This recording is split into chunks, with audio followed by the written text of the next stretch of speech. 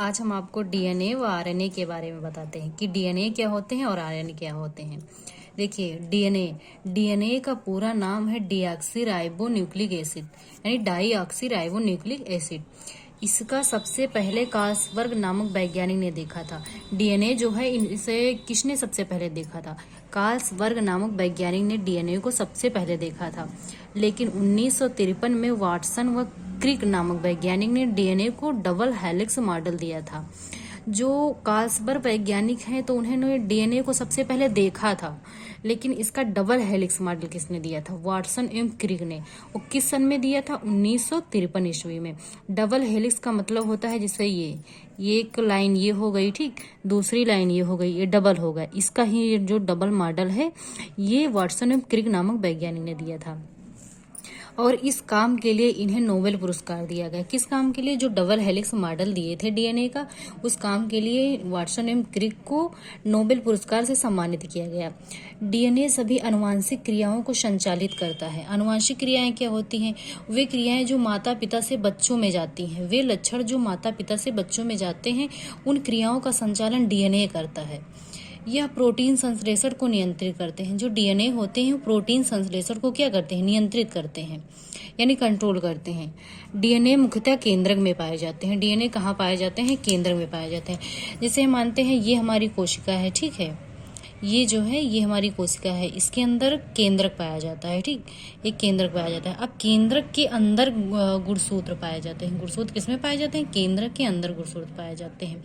और गुणसूत्र कहाँ पाए जाते हैं? डीएनए जो है और कहाँ पाए जाते हैं? डीएनए पाए जाते हैं माइटोकॉन्ड्रिया। ये जो कोशिका है, कोशिका में माइटोकॉन्ड्रिया पाई जाती है। माइटोकॉन्ड्रिया में ही डीएनए पाए जाते हैं। और डीएनए कहाँ पाए जाते हैं? और क्लोरोप्लास्ट में पाए जाते हैं। पादप कोशिकाओं के क्लोरोप्लास्ट में डीएनए पाए जाते हैं।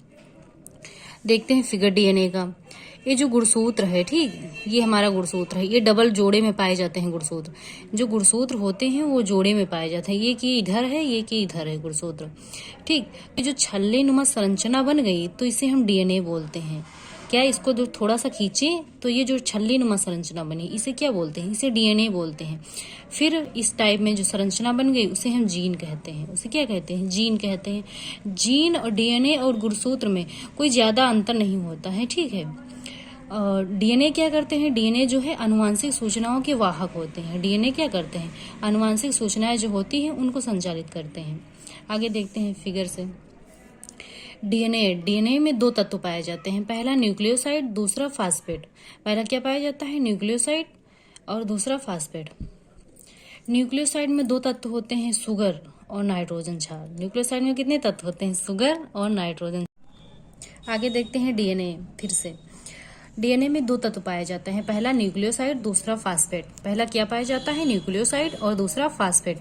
न्यूक्लियोसाइड में दो तत्व पाए जाते हैं। पहला सुगर और नाइट्रोजन क्षार। ये क्या? सुगर और दूसरा नाइट्रोजन क्षार।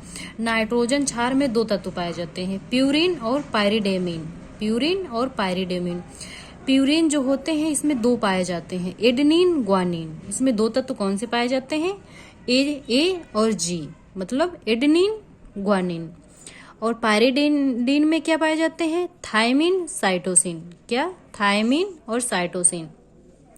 अब जो एडेनिन है, ये जैसे यहाँ पे देखिए ये हमारा गुणसूत्र बना हुआ है, ठीक। तो एडेनिन जो है वो थायमिन यानी थायमिन से जुड़ा रहता है। एडेनिन किससे जुड़ा रहता है? थायमिन से। और जो ग्वानिन है वो साइटोसिन से जुड़ा रहता है। ग्वानिन किससे जुड़ा रहता है? साइटोसिन से। Adenine, thymine, guanine, cytosine. Adenine, thymine, guanine, cytosine, ये ऐसे ही जुड़े रहते हैं। अब हम ट्रिक से कैसे याद करेंगे? एटीजीसी। एटीजीसी। प्यूरिन में क्या पाया जाता है? एजी। और पायरिडेमिन में क्या पाया जाता है? टीसी। पायरिडेमिन, टीसी, और प्यूरिन में एजी। इस प्रकार से हम इसको याद रख सकते हैं। आज के लिए इतना ही। अरे हमारा वीडियो पसंद आया तो चैनल को लाइक, सब्सक्राइब जरूर करें।